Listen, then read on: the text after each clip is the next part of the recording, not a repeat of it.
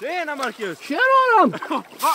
Fick du något eller? Ja, det var galet! Det var gott över världskanten där vid. Så var det, vet du det? Galet, det är en stor Han låg vid fisk. kanten, du vet.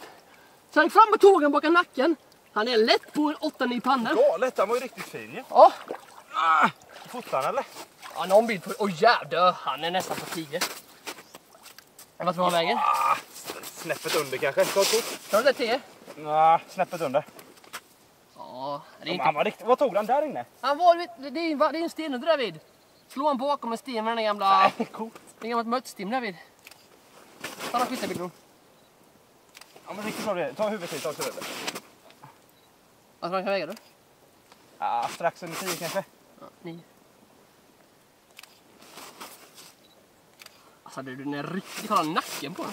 Ja men det är nog ingen 10. Nej, släpp i han. Det är nog ingen 10 eller? Fan vad gott!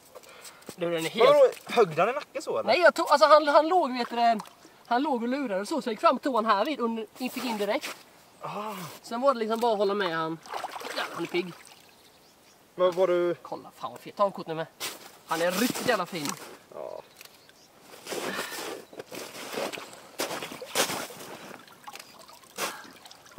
Är det bra eller?